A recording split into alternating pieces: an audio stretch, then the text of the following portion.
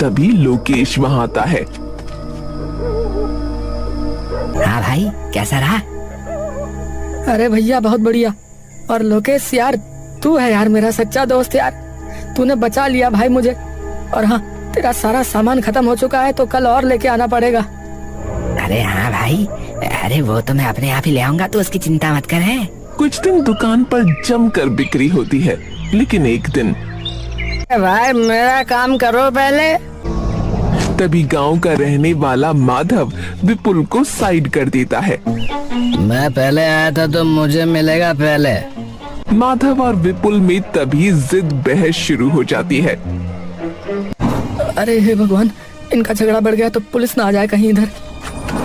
विपुल और माधव अलग खड़े हो जाते हैं और उत्तम दोनों को उनका सामान देकर वहां से भेज देता है। कभी कभार लगता है कि कुछ गलत तो नहीं कर रहे हम। आज तो चलो मैं था, कल को पी के कोई बाहर लड़ पड़ा और भगवान न करे बात बढ़ गई तो। अरे तुम इतना मत सोचो आज के बारे में, ये सब तो काम धंधे में होता ही रहता है। अगर तुम उन्हें नहीं दोगे सामान तो वो कहीं और से ले लेंगे। हाँ, बात तो तुम्हारी वैसे सही है। वो 3 बोतल कर देना जरा। उत्तम कुछ देर के लिए महेंद्र की ओर देखता रहता है। तुम तो उसके भाई हो ना, मनीष के? मेरे बेटे का दोस्त है वो। हाँ। बेटा, ये जो कर रहे हो ना, ये वैसे ठीक आदत नहीं है। कुछ नहीं रखा इन चीजों में।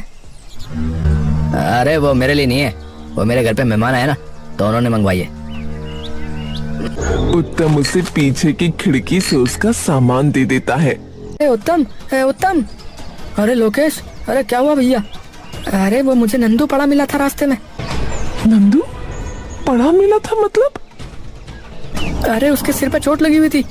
अरे तो अभी कहाँ है वो? मैंने सबसे पहले उसे अस्पताल में भर्ती करवाया और फिर यहाँ आया हूँ। डॉक्टर साहब ये ठीक तो है ना? हाँ हाँ ठीक है। वो तो सही हुआ कि आप लोग इसे सही वक्त पे ले आए।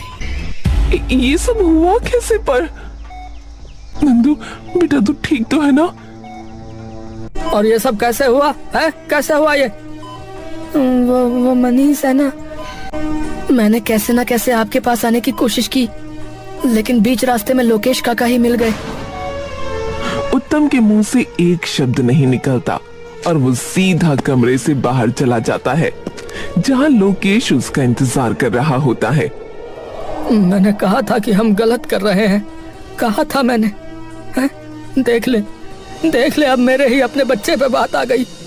भाई लोकेश, भाई अपना सामान वापस ले जा भाई, और मना कर दे उन्हें भी कि मैं अब ये नहीं करने वाला। भाई हाथ जोड़ता हूँ। अरे भाई तू क्या बोल रहा भाई? अरे इतनी जल्दीबाजी मत कर यार। अरे नहीं भाई, हो गया मेरा भाई, अब नहीं। अरे भाई तू तो बिगड़ ही गया। अच्छा ठीक है, मैं देखता हूँ। कुछ देर में उत्तम और चेतना नंदू को लेकर वापस अपने घर आते हैं। अगले दिन चेतना और उत्तम घर पर बैठे होते हैं कि तभी उनके दरवाजे पर जोर से दस्तक होती है। चेतना जाकर दरवाजा खोलती है। तभी उत्तम देखता है कि सामने जग्गा अपने गुंडों के साथ खड़ा है। अरे आप कौन हैं? अरे अपने पति से पूछ। जग्गा भाई आप यहाँ? अबे मना क्यों कर रहा है काम करने के लिए? भाई मुझसे नहीं होगा ये, अब इससे लोगों की जिंदगी बर्बाद होती है। मैं नहीं कर पाऊंगा भैया। अबे चुपचाप जो कहा है ना वो कर, समझा बे? मैं पागल नहीं हूँ जो तुझे दुकान दी, सामान दिया और पैसा भी दे रहा हूँ, समझा? तो जब तक तू उस दुकान का कर्ज नहीं उतारता ना अब, तब तक करता रहे, नहीं तो अगली बार तेरे बीवी बच्चे सभी को अपने लोगों के साथ वापस चला जाता है। हे भगवान, अब क्या करेंगे? अरे मैं अब इस पाप में भागीदारी नहीं करने वाला। तुम सही कहती थी, जिंदगी भर डर के रहा हूँ, पर अब बस, अब हिम्मत दिखाने की बारी है। पर करोगे क्या? उत्तम अब बिना डरे सीधा थाने पहुंच जाता है। इंस्पेक्टर साहब, एक रिपोर्ट दर्ज करानी है। हाँ जी बताइए, किसकी? अपनी और जग्गा ये की। सुनकर थाने के सभी लोग चौंक जाते हैं। उत्तम सारी बात उन्हें बता देता है। मैं सब बता दूंगा। उसके बदले बस मुझे एक चीज चाहिए इंस्पेक्टर साहब। हाँ बोल, क्या कर सके हैं, बोल। मेरी बीवी बच्चों को उनसे बहुत खतरा है साहब, और वो हमें आज सुबह धमकी भी देकर गए हैं। तो बस आप उनकी सुरक्षा का कुछ प्रबंध कर दीजिए जब तक मैं वहाँ ना हूँ। अरे अरे चिंता मत करियो, तुमने आके खुद से कबूला है तो ज्यादा लंबी सजा नहीं होगी तुम्हें, 1-2 साल की होगी। तब तक के लिए मैं अपने कुछ हवलदारों को तुम्हारे घर के बाहर खड़ा कर दूंगा, ठीक हो लिया? जी जी साहब, बहुत बहुत धन्यवाद। हवलदार उत्तम को जेल में ले जाते हैं और कुछ ही दिनों में पुलिस वाले जग्गा और उसके सभी साथियों को भी अपनी हिरासत में ले लेते हैं। अरे पूरे गांव का नाम मिट्टी में मिला दिया तूने, है बे? तभी उत्तम का पुराना मालिक भी भीड़ में से बोल पड़ता है। अरे सरपंच जी, ये तो है ही लालची कहीं का, दुकान पे भी यही लक्षण थे इसके, घटिया ये घटिया। मैं तो कहता हूँ इसे और इसके बेबी बच्चों को बाहर फेंक के मारो गांव से। हाँ, उत्तम तभी गुस्से में आकर कुलदीप पर चिल्ला पड़ता है। चुप, बे तू बताएगा मुझे सही गलत? सबसे बड़ा लालची तो तू है बे, जो गधों की तरह काम कराता था हमसे और एक छुट्टी लेने पे भी पैसे काट लेता था। हाँ किया है, गलत किया है, माना किया है गलत, और उसी गलती की सजा भोग के भी तो आ रहा हूँ। खुद चल के गया था गलती मानने, छाती ठोक के कहता हूँ। हाँ, और सरपंच तू क्या कह रहा है रे? अरे अरे कहाँ है, मंगलू है क्या इधर कहीं भीड़ में? हाँ हाँ भाई यहीं हूँ। अरे जरा बताइयो, तेरी जमीन के साथ क्या किया हुआ है, बताइयो।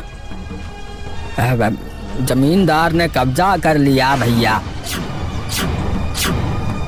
हाँ, और जब ये तेरे पास आया तब सरपंच तूने क्या किया? भाई लात मार के बाहर कर दिया, लात मार के, क्योंकि तेरे मुंह में भी पैसे ठूस दिए होंगे उसने। हाँ, तुम अमीर, हम गरीबों से जो चाहे जब चाहे छीन लो, लेकिन हम चुप रहे क्योंकि इस लालची कुलदीप ने एक गलती पे बाहर निकाल दिया मुझे। हमें तो ये सोचना पड़ता है कि आज अपने बीवी बच्चों के खाने का इंतजाम कैसे करेंगे। होली में आपके घर तो पकवान बने, लेकिन हमारे घर चूल्हा भी न जले। ये कैसे ठीक हुआ भला है? अरे ये कैसा त्योहार हुआ जहां आपके घर पे रंग उछले, लेकिन हमारे घर की दीवारें तक बेरंग हो।